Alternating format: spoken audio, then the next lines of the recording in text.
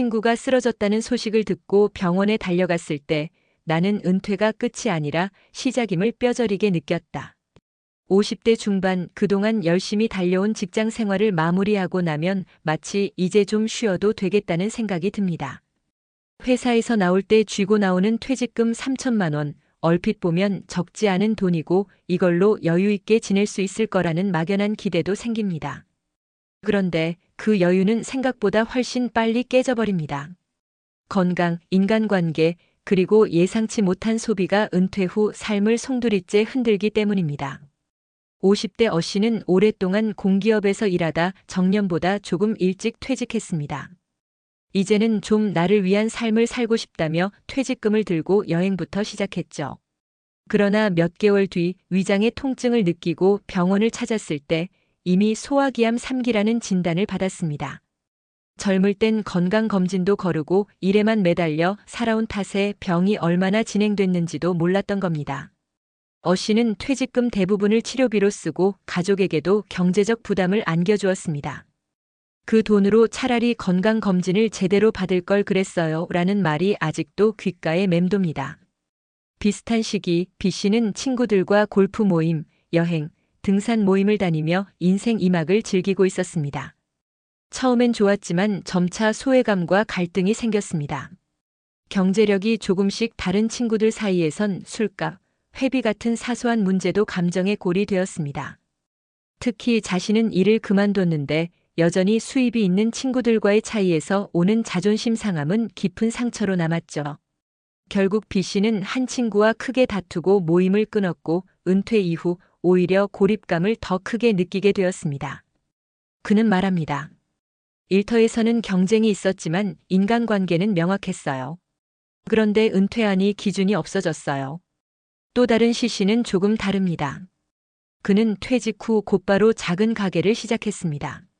남은 퇴직금 대부분을 털어 점포를 얻고 장비를 마련했죠. 초반엔 매출이 괜찮았지만 경험 없이 덤빈 자영업은 생각보다 훨씬 가혹했습니다. 매달 나가는 임대료와 재료비, 마케팅 비용 등 고정 비용이 예상보다 컸고 결국 1년 만에 가게를 정리해야 했습니다. 퇴직금은 거의 다 사라졌고 이제는 재취업도 어렵습니다. 그는 이야기합니다. 아무 준비 없이 시작한 자영업은 은퇴 후 삶을 갉아먹는 지름길이 될 수 있어요. 이 세 가지 사례는 은퇴라는 단어가 우리에게 얼마나 많은 환상을 심어주는지를 보여줍니다. 우리는 은퇴를 해방이나 자유로 오해하기 쉽지만 실은 철저한 준비 없이는 고립과 건강위기, 경제적 불안정이라는 신세계에 던져지는 일입니다. 건강은 은퇴 후 가장 우선순위에 놓여야 할 가치입니다. 퇴직 직후 12년은 상대적으로 시간이 많아 건강관리를 할 수 있는 적기입니다. 이 시기를 잘 활용하면 나머지 삶이 훨씬 안정적으로 흘러갑니다. 1년에 한 번 건강검진을 받는 것에서 멈추지 말고 본인의 취약 부위에 대해 지속적으로 모니터링하고 식습관과 운동 습관을 바꿔나가야 합니다. 정기적인 걷기나 수영, 식단 조절만으로도 건강 수명은 눈에 띄게 늘어납니다. 인간관계도 다시 설계할 필요가 있습니다. 직장 동료라는 명확한 울타리가 사라진 뒤엔 스스로 새로운 관계를 만들어야 하는데 이건 생각보다 어려운 일입니다. 단순히 취미를 공유하는 모임이 아니라 가치와 삶을 공유할 수 있는 사람들과의 교류가 중요합니다. 경제력이 다르면 부담을 주지 않는 선에서 기준을 정하고 회비나 모임의 형태를 유연하게 운영하는 것이 필요합니다. 그리고 무엇보다 중요한 건 나를 기준으로 인간관계를 만들어야 한다는 점입니다. 억지로 따라가거나 과시하거나 나를 비교하면서까지 관계를 유지하는 건 오히려 마음을 더 피폐하게 만들 수 있습니다. 그리고 돈. 퇴직금은 여유자금이 아니라 생존자금입니다. 3천만 원은 생각보다 금방 사라집니다.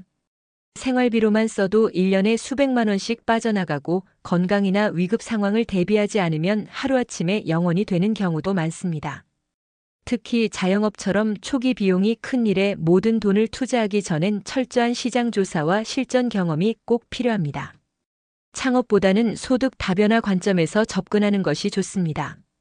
예를 들어 일주일에 23일 일할 수 있는 파트타임 직종, 지역 프로그램의 강사 활동, 본인의 특기를 살린 소규모 콘텐츠 제작 등이 실제로 수입과 자존감을 동시에 지킬 수 있는 방법입니다. 이제는 은퇴를 쉼표가 아니라 전환점으로 생각해야 할 때입니다. 우리는 퇴직 후에도 수십 년을 더 살아야 합니다. 그 시간을 어떻게 보낼 것인가는 지금 우리가 무엇을 준비하느냐에 따라 달라집니다. 건강도 돈도 사람도 결국 준비한 만큼만 남습니다.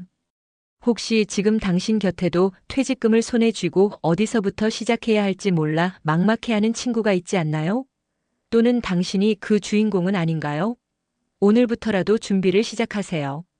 준비가 된 은퇴는 불안이 아니라 진짜 자유를 선물합니다. 은퇴 후의 삶에서 우리가 직면하게 되는 가장 큰 도전 중 하나는 정신적 및 신체적 변화입니다. 특히 은퇴 직후에 많은 사람들이 느끼는 우울감, 외로움, 그리고 건강 문제는 단순한 생활의 변화가 아니라 심리적, 신체적인 복합적 문제로 나타날 수 있습니다. 이에 대한 해결책을 제시하기 위해 우리는 과학적인 접근을 바탕으로 건강과 정신적 안정감을 동시에 챙길 수 있는 방법을 고려해야 합니다. 1. 신체적 건강을 위한 지속적인 운동. 은퇴 후의 활동량 감소는 심각한 신체적 문제를 일으킬 수 있습니다. 연구에 따르면 운동은 노화 과정을 늦추고 심혈관 질환, 당뇨병, 우울증 등을 예방하는 데 중요한 역할을 합니다. 예를 들어 2019년에 발표된 연구에서는 규칙적인 신체 활동이 65세 이상의 노인의 심혈관 질환 발병 위험을 최대 50%까지 낮출 수 있다고 밝혔습니다. 또한 운동은 뇌의 신경 가소성을 증진시켜 치매 예방에도 큰 효과가 있음을 증명한 연구들도 많습니다. 그렇다면 은퇴 후 어떤 운동을 해야 할까요? 강도가 높은 운동보다는 일상적인 운동을 꾸준히 실천하는 것이 중요합니다. 걷기, 수영, 요가, 그리고 가벼운 근력 운동이 추천됩니다. 이들은 모든 연령대에서 접근 가능하며 체력에 맞춰 점진적으로 강도를 조절할 수 있어 은퇴 후 건강을 유지하는 데 큰 도움이 됩니다. 특히 걷기는 심혈관 기능을 개선하고 스트레스를 줄이며 체중 관리를 돕는 효과가 있습니다. 이는 단순히 체력뿐만 아니라 정신적 안정감을 유지하는 데 중요한 역할을 합니다. 2. 정신 건강의 중요성. 은퇴 후 많은 사람들이 겪는 또 다른 문제는 정신적 고립입니다. 직장에서의 역할이 사라지고 친구들과의 만남도 줄어들게 되면 외로움을 느끼기 시작합니다. 심리학 연구에 따르면 사회적 고립은 우울증, 불안증, 심지어는 치매의 발병 위험을 높일 수 있습니다. 특히 은퇴 후 정신적 안정감을 잃으면 신체 건강에도 나쁜 영향을 미칠 수 있습니다. 2014년 미국에서 발표된 연구에서는 사회적 고립이 심혈관 질환, 고혈압 및 스트레스 호르몬 수치에 직접적인 영향을 미친다는 결과가 나왔습니다. 그렇다면 어떻게 해야 정신적인 고립을 예방할 수 있을까요? 첫 번째로 중요한 것은 사회적 연결을 유지하는 것입니다. 이는 친구들과의 정기적인 만남, 봉사활동, 또는 자신이 관심 있는 분야에서의 동호회 활동 등이 될 수 있습니다. 이러한 활동들은 우리에게 목적 의식과 성취감을 제공하며 우울감이나 불안을 예방하는 데 매우 효과적입니다. 더 나아가 취미를 통해 자아실현을 할 수 있도록 하는 것도 좋은 방법입니다. 예를 들어 그림 그리기, 악기 연주, 글쓰기 등이 심리적 안정을 유지하는 데 도움을 줄 수 있습니다. 3. 재정적 안정성과 경제적 준비. 많은 은퇴자들이 퇴직 후 가장 큰 불안을 느끼는 부분은 바로 재정적 불안정성입니다.